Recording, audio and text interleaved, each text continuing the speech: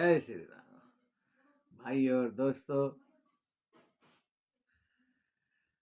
अब शादी के बाद, राम जी की इस विवाह के बाद, एक दिन राजा दशरथ अपने सिंहासन पर बैठे हैं। अचानक वो दर्पण देखते हैं, उन्हें अपने कान के बाल सफेद दिखाई देते हैं। तब वो विचार करते हैं कि अब मेरा चौथापन आ गया है और मुझे वन में जाकर तपस्या करनी चाहिए और राम को युवराज बना देना चाहिए। तब वो भागे भागे गुरु जी के पास जाते हैं और गुरु जी से कहते हैं, गुरु जी कोई मुहूर्त देखिए, मैं राम को युवराज बनाना चाहता हूँ कि वो बड़ा पुत्र।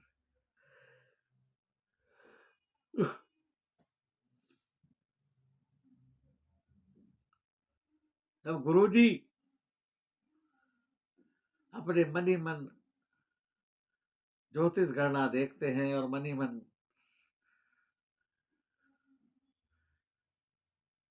उसके बाद दशरथ जी से कहते हैं कि राजा जी, मुहूर्त तो शुभ कार्य के लिए आज ही है, आज ही राम को युवराज बना दो।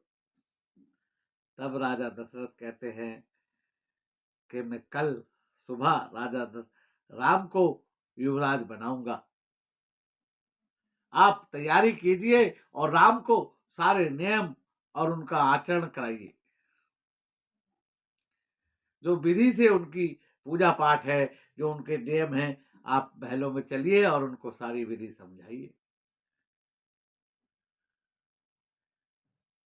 गुरु वशिष्ठ सोचते हैं कि राजा जी कल आए ना आए कुछ पता नहीं, मन ही मन सोचते हैं और वो राजा जी के कहने से महलों में आते हैं और राम को सारी विधि कराते हैं कि किस प्रकार आज की रात तुम्हें पृथ्वी पर शयन करना है, ब्रह्मचर्य का पालन करना है और सुबह फिर आपको युवराज बनाया जाएगा और आपसे सारी पूजा पाठ कराई जाएगी।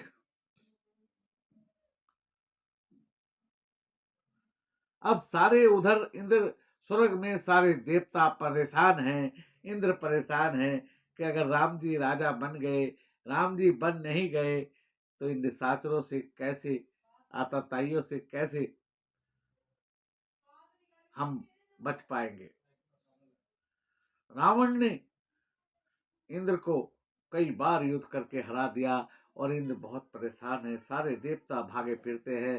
रावण की एक हुंकार से सारे देवता पाताल में चले जाते हैं। स्वर्ग से कई बार रावण देवताओं को भगा चुका है और देवता की प्रार्थना से ही विष्णु भगवान ने राम का अवतार लिया है और राम जी का मेन उद्देश्य ही रावण को मारना है। रावण को संहार करने के लिए ही प्रभु का अवतार हुआ है।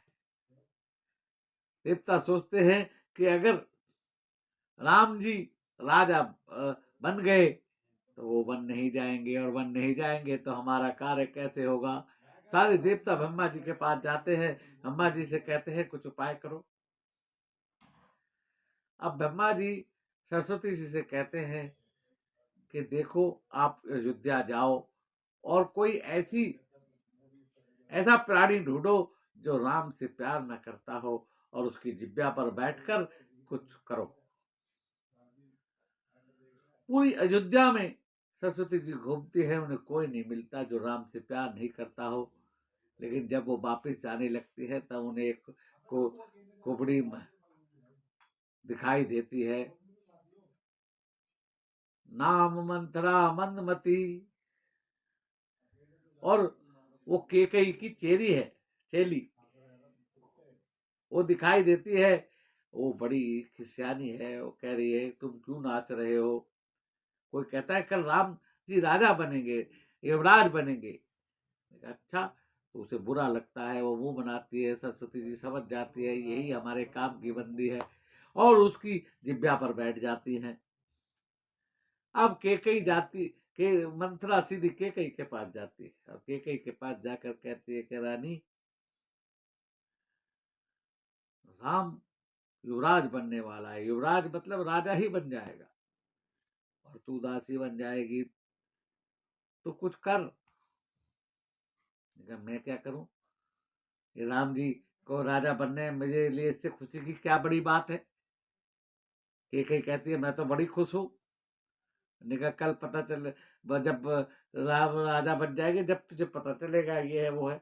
और जब मंत्रा अपने विभिन्न रूप दिखाती है, अपना माया जाल केकई पर डालती है, तब केकई भी भ्रमित हो जाती है और कहती है ठीक है, अब मुझे कुछ उपाय बता।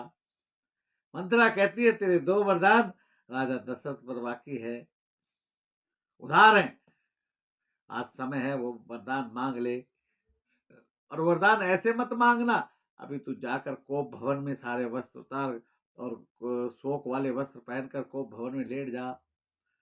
मैं राजा को खबर करती हूँ, राजा आएंगे तो मैं सीधा वहीं भेजूंगी। इस प्रकार कैकेयी जाकर कोप भवन में लेट जाती है।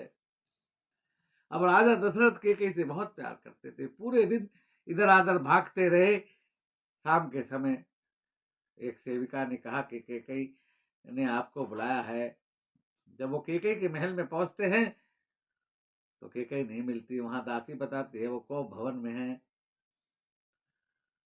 राजा दशरथ कोप भवन में जाते हैं, कैकेयी का रूप देखकर बड़े दुखी होते हैं। कहते हैं ऐसा रूप क्यों बनाया है, कल तुम्हारा प्यारा राम ही तो युवराज बन रहा है। वो कहती है मुझे उससे क्या, मेरे आप पर 2 वरदान उधार हैं, क्या आप मुझे वो देंगे। राजा कहते हैं 2 क्या, तुम जान मांग लो वो भी दे दूंगा। राजा को क्या पता ये क्या मांगे, कभी भी बिना सोचे समझे किसी से कमिटमेंट नहीं करना चाहिए, नहीं तो बाद में पछताना पड़ता है। और राजा जी ने कहा ठीक है। कैकेयी कहती है पहले राम की शपथ लो, वचन दो, राम की शपथ खाकर वचन दो कि मैं तुम्हें जो मांगोगी दूंगा। राजा दशरथ शपथ ले लेते हैं, वचन दे देते हैं।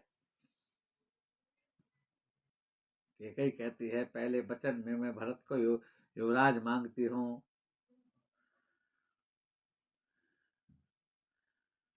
और दूसरे वचन में मैं राम को 14 वर्ष का वनवास मांगती हूँ। अब राजा दशरथ की हालत खराब हो जाती है। वो कहते हैं कैकेयी चल पहला वचन तो मैं मान भी लेता हूँ, भरत को युवराज बना दूंगा, लेकिन तू दूसरा वचन मत मांग, ये वापिस कर ले, राम के बिना मैं जी नहीं पाऊंगा। कैकेयी कहती है वचन दिया है ना, अगर वचन तोड़ोगे तो तुम्हारा अपयश होगा, वचन तोड़ोगे तो तुम्हारा अपयश होगा, और अगर सुबह राम बन नहीं गया तो मैं मरूंगी, और राम बन जाएगा तो तुम मरोगे, लेकिन तुम्हारा यश होगा। तब राजा दशरथ सारी रात मूर्छित हो पड़े रहते हैं, रोते हैं खूब। सुबह सुमंत्र जी आते हैं, पूछते हैं राजा जी कहाँ है, पता चलता है कोप भवन में है। वो उधर ही प्रस्थान करते हैं। अब राजा दशरथ से वो होश में लाकर पूछते हैं, राजा दशरथ जी बेहोश है। कैकेयी कहती है कि राम जी को बुला कर लाओ, कहना पिताजी ने बुलाया। और सुमंत जी राम जी को लेने चले जाते हैं। आज की कथा को हम यहीं विराम देंगे, आगे की कथा कल करेंगे। जय श्री राम। भाइयों और दोस्तों, वीडियो पसंद आए तो लाइक शेयर करना। भगवान राम सबका मंगल करे। जय श्री राम।